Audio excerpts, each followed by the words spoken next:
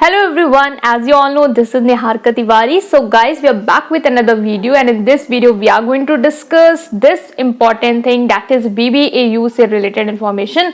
वो ये है कि आप लोग के बहुत सारे जो DMs हैं या फिर जो YouTube में comments हैं, जो old videos या फिर जो अभी एग्जैक्ट एक वीडियो बनाई थी इन्फॉर्मेशन को लेके, उसमें आ रहे थे कि ऐसे जो है अब रिजल्ट जो है वो स्कोर कार्ड रिलीज हो गया, अब क्या फर्दर चीज़ें हैं जो होने वाली है, काउंसलिंग कैसे होगी, कब होगी, इन सारी चीज़ों को लेके और एक्सपेक्टेड कट ऑफ को लेके ये सारे क्वेश्चंस आप लोग के आ रहे हैं। तो इस वीडियो में इन सबको आंसर करने वाली हूँ।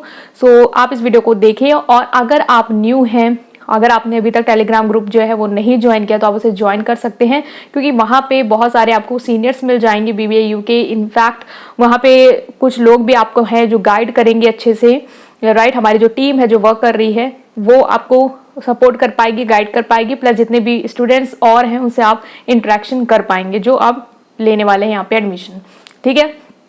सो लिंक है डिस्क्रिप्शन बॉक्स में, आप उसे चेकआउट कर सकते हैं। सो उन सारे क्वेश्चंस के आंसर मैं इस वीडियो में आंसर करने वाली हूँ। सो उस वीडियो को लास्ट तक देखेंगे, अपने फ्रेंड्स के साथ शेयर करेंगे, right. So without any further delay let's start this.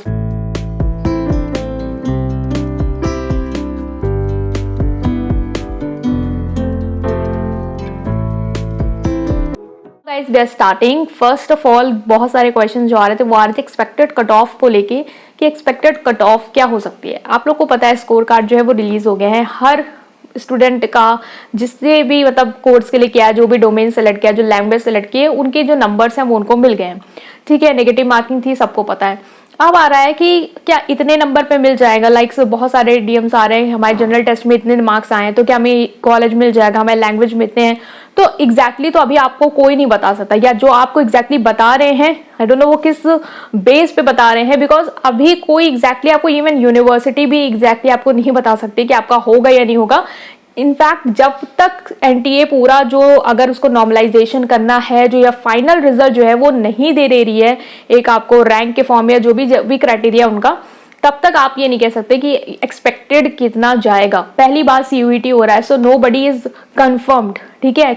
ऐसा तो नहीं कि हमेशा CUET से होता आया है, all over India first time ये मेथड जो है वो अप्लाइड किया गया है, तो इसके बारे में कोई एग्जैक्ट नहीं बता सकता। तो मैं भी नहीं बता सकती एग्जैक्टली कि इतने में हो ही जाएगा, क्योंकि कंपटीशन है।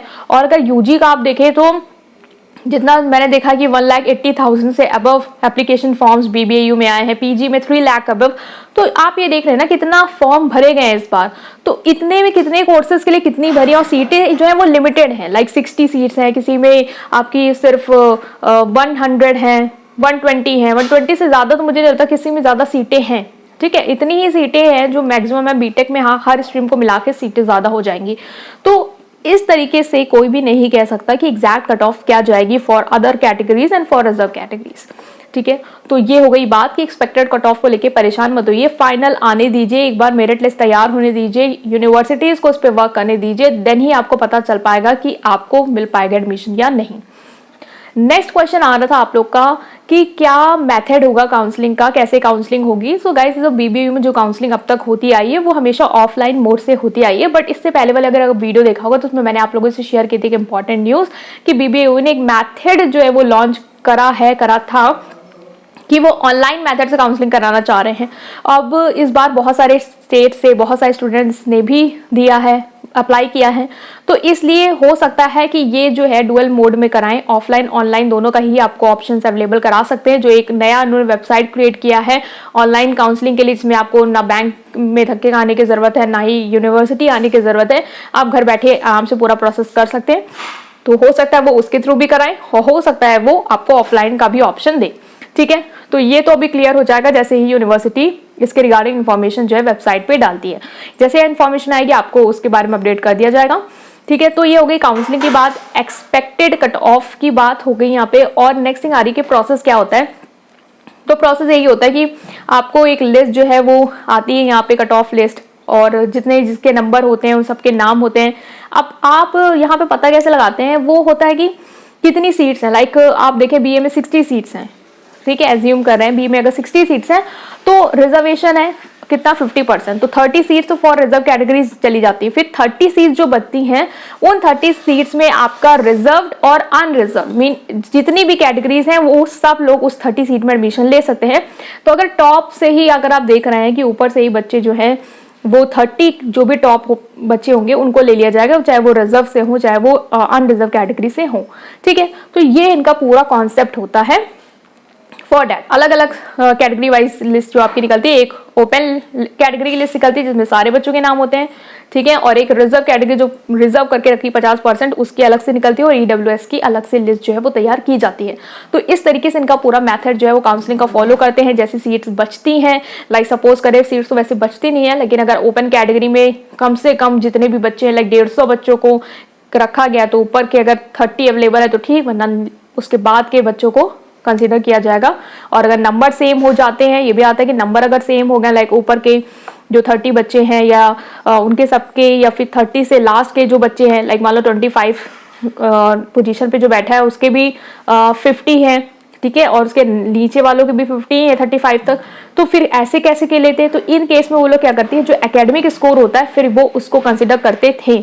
ये कहाँ की बात है? ये पहले की बात है जब CUET नहीं हो रहा था। अब CUET से क्या चेंज पैटर्न लाएंगे, क्या होगा, वो आपको पता चलेगा जब NTA या फिर वेबसाइट की जो यूनिवर्सिटी है वो खुद से कुछ बताएं। हम लोग गेस नहीं कर सकते अब, ठीक है, पैटर्न चेंज हुआ है तो कोई एश्योरिटी तो नहीं दे सकता कि उस केस में क्या होगा। उस केस में अब यूनिवर्सिटीज को भी पता लगाना होगा थ्रू NTA और CUET।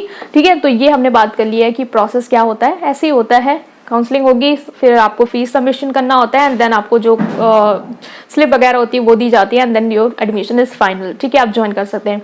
तो ये है थी पूरी बात आपकी कि क्या आप लोग जो पूछ रहे थे कि कैसे क्या प्रोसेस है, क्या एक्सपेक्टेड है और कैसे क्या होगा। आप वेट करिए, 15 तक की बात कही जा रही है कि आ सकता है।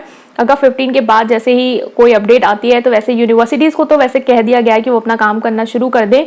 अब वो काम कर रही हैं, जैसे ही अपडेट आएगी BBA की वेबसाइट में आपको देखने को मिलेगी, यहाँ पे भी आपको अपडेट किया जाएगा। तो बिल्कुल आप चिंता करने की ज़रूरत नहीं है कि कौन बताएगा कैसे बताएगा। I will update. मैं अब तक करती आई हूँ 2 साल जो है मैंने BBA में कितने बैचेस देखे हैं, लाइक 2 साल के तो बैचेस हमारे अंडर में ही निकले हैं। ठीक है, तो ये 3rd बैच है, इसको भी अच्छे से हम लोग कवर अप करेंगे। बट ये था ना कि CUET करा रहा था तो बहुत सारी चीज़ें सब था कि पेपर भी CUET के थ्रू हो रहा है, इजिली हो रहा है, तो मैं इतनी वीडियोज़ में नहीं एक्टिव थी बिकॉज आई वॉज थिंकिंग कि वो एग्जाम हो जाए, उसके बाद जैसे ही BBA वेबसाइट का पूरा केस शुरू होता है देन वी विल कनेक्ट, मतलब एक्टिवली करेक्ट करेंगे।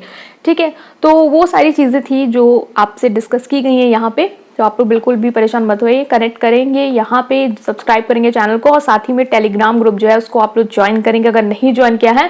और अगर आप चाहते हैं कि आपको सही में कोई भी अपडेट है जो मिले और मिस ना हो तो प्लीज़ टेलीग्राम ग्रुप को ज़रूर ज्वाइन करें, और चैनल को भी सब्सक्राइब करें, अपने फ्रेंड्स के साथ शेयर करें, वीडियो को भी शेयर लाइक करें। Right guys, thank you.